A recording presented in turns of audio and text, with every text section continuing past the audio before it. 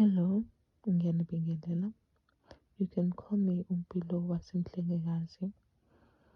In this video, I'm gonna be doing or probably maybe izohlukana kabili if ngithatha isikhathi eside kubo part 1, part 2, but ngizobe ngikhuluma about iziwasho kanye namakhandlela and their significance. So ngizoqala ngeziwasho.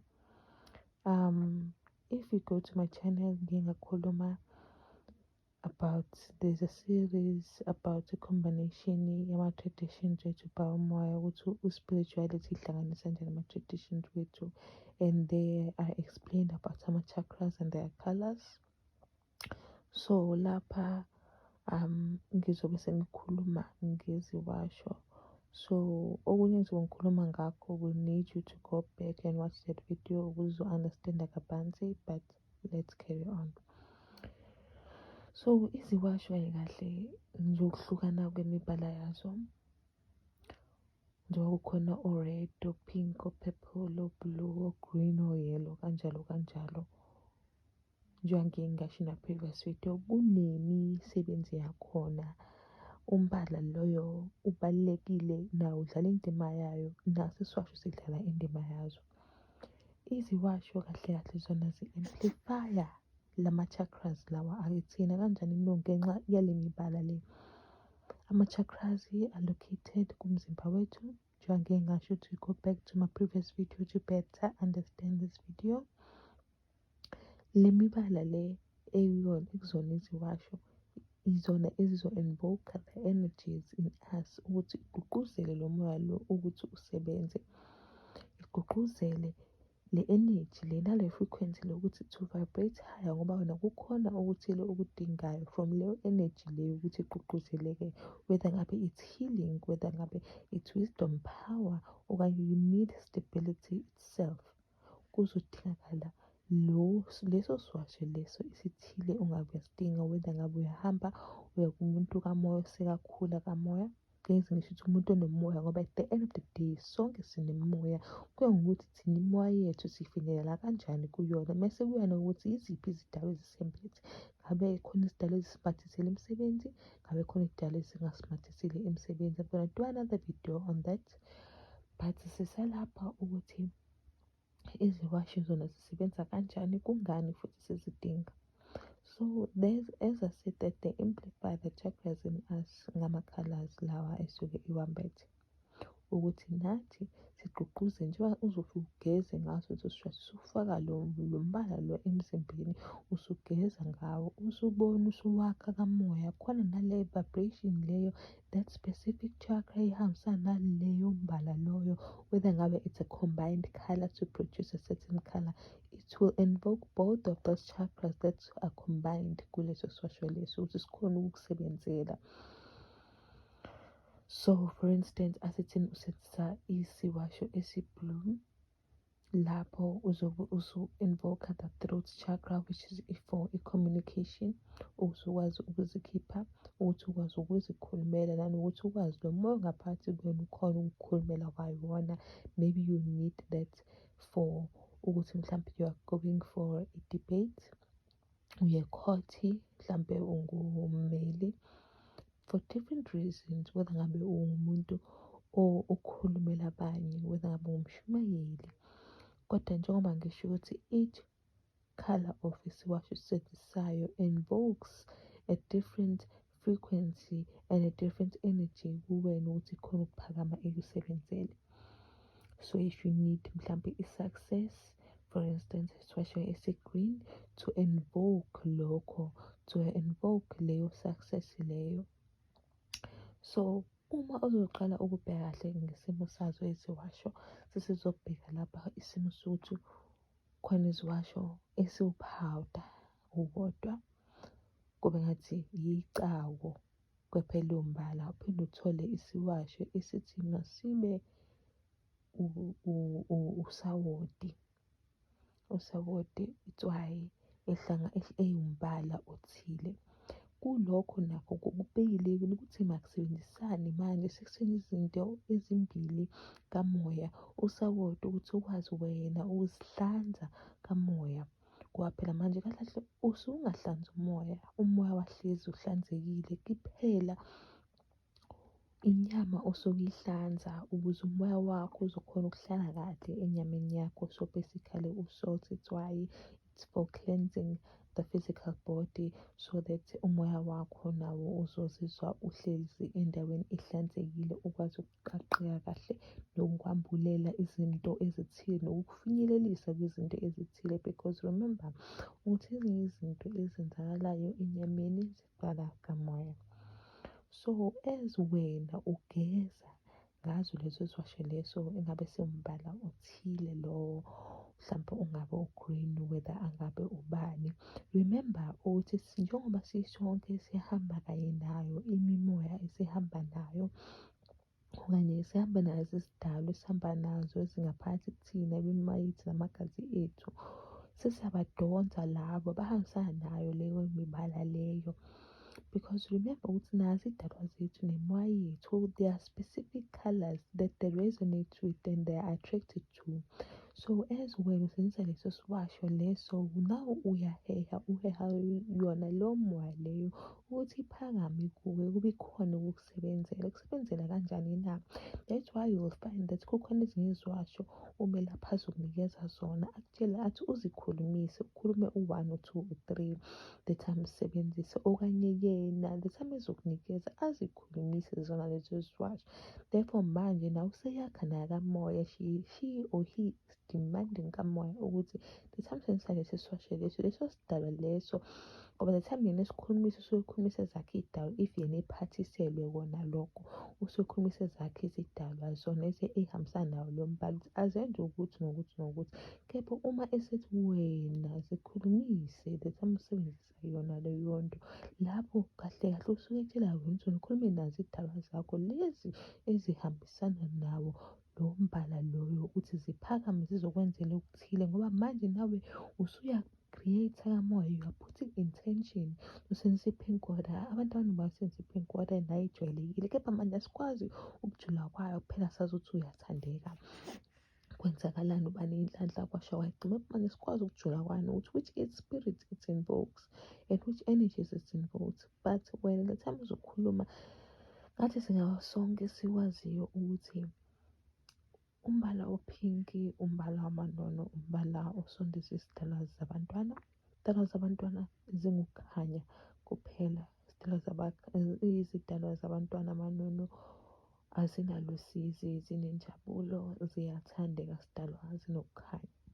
Which is why nawe uzozithola usuthandeka ebantwini, because wena usu-invoke leyo energy leyo, wayisondeza kuwe, because the universal spirits, I did another video on that. You'll find it on my page regarding izithunywa and the different izithunywa nje.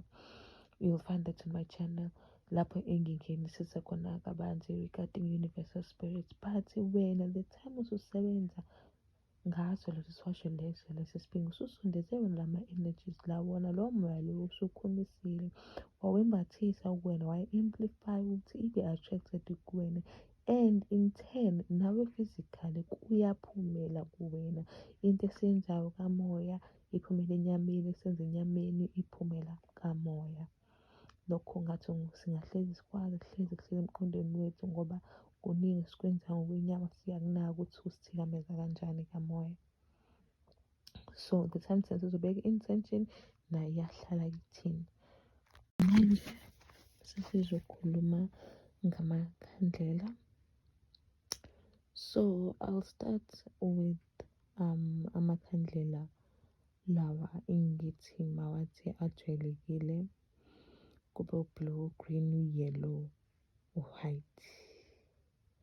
Lawo usually lawo makhandlela lawo, if uqala nje kamoya, you will hear a traditional healer okanye nje umelaphi noma ngasabanga traditional, but umuntu nje okamoya sakhula kamoya akurifere kula makhandlela lawo, okanye athi uqale nje ku-white. So So basically white, the whole reason why umuntu ozothini mawuqale nje ku-white, because u-white ngingasho ukuthi umele wonke amanye amakhandlela.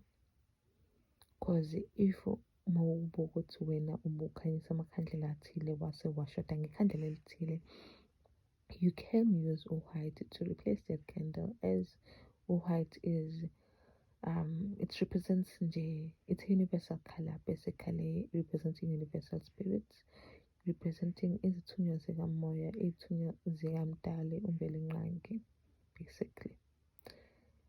So isimo samakhandlela nanokuthi why we use those candles, uzothola ukuthi kuthiwa ikhandlela eli-blue represents bakhabo baba, green, yellow represents bakhabo mama, and so on. Empeleni ikhandlela represents what you intend it to represent. So for me, ublue wami ungasuke umelele okuthile noma izidalwa ezithile, ugreen wami ungimelele izidalwa ezithile, uyellow wami ungimelele izidalwa ezithile. Why lokhu kuzokwenzeka? Lokhu kwenzeka ngoba sonke simbathwe izidalwa ezingafaniyo. Another might say that mina ngilwela ugreen, athi omunye noma omunye umele asebenzisa u-red ukuze uzolwa nezitha zakho. Kanti wena isidalwa esimelele izimpi sisebenzisa ugreen, manje usosebenzisa u-red because you were told to use lowo mbala leyo. Usuzithola ususenkingeni manje ngenxa yokuthi wena usuphambanisa ama-intentions kamoya ngale ndlela le amelele ngabe ayiyo. So why do we use amakhandlela? We use amakhandlela because for okokuqala nje, amakhandlela, first of all, they are fire. Umlilo sukela endulo has been a significant act oyenzayo ukuthi ubase. So ubase umlilo. Umlilo produces heat and at the same time produces light, but umlilo ekugcineni futhi uphinde ushise. So it depends on your intention. But kahle kahle ukuthi ukhanyise leyo ndlela leyo yakho kamoya usuke ubibekisa i-intention yakho, kuthi noma ngabe ususikhanyisile izibani zakho sewukhuluma kuzona, kudala ukuthi kukhanye kuleyo ndlela leyo, ngoba ngaleso sikhathi sikhuluma kamoya, because uma ubeka kamoya kanti khona umoya othile ungahambisani nalokhu wena okushoyo, whether ngabe umoya ungabe umuntu othakathayo, imoya emibi, imoya yesinyama, ifu elimnyama, igcine into ekhulumayo isingasayitholi indlela kamoya, kepha isigcine siyaluza, iduka ingasafinyeleli lapho kumele ifinyelele khona. So izibani, candles, are used to lighten the path of your prayers, lighten the path of what you are trying to manifest. Ekubeni futhi ngaleso sikhathi ususebenzisa imibala yawo amakhandlela, amanye sesongena kwimibala, not just the white but the different colors of imibala. That's whereby le mibala le amplify ama-chakras. Once again, ama-chakras are a very important concept engingawusho. Yes, they're a very important concept ekuthenini kangena nje kungena yonke indawo nje kahle kahle. That's why we have to better understand the concepts of ama-chakras, ukuthi asebenza kanjani and why asebenza ngaleyo ndlela leyo. But njengoba ususebenzisa imibala yamakhandlela eyahlukile, leyo mibala leyo yamakhandlela eyahlukile, they attract different spirits, because spirits are attracted to a certain type of color, as different type of colors have different types of frequencies, and different types of frequencies of different types of chakras. So njengoba wena usukhanyise ikhandlela lombala othile, kuzwa khona leso sidalwa noma lowo moya lowo ozobe usuzosondela, usuzolalela manje ukuthi nangu ekhanyisa ngombala owukuthi, nangu ephakamisa umbala owukuthi, ngizizwa ngiheheya kuyona leyo ndawo. Seyawufika lowo moya usuyakulalela ukuthi wena ngabe uthini, ukuze lapho-ke manje sizogijima leso sithunywa leso sike safike sazolalela umkhuleko bakho, sihamba sayodlulisa lapho kumele ufike khona, noma sihambe siyokwakha lokho kamoya ukuze wena uzothola ukuzuzeka.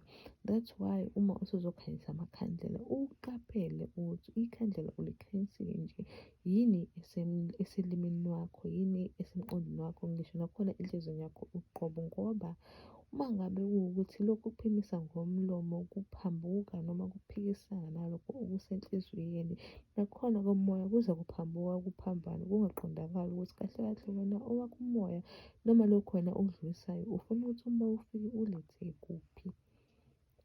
So that is why amakhandlela kahle kahle nawona awukuthi akhanyise indlela yalokhu wena okushoyo kamoya, whether ngabe uyathandaza, uyaphahla, wenza ini, amakhandlela okukhanyisa endleleni yakho nokusondeza zona lezo y'dala lezo ezidinga ukuthi ube khona.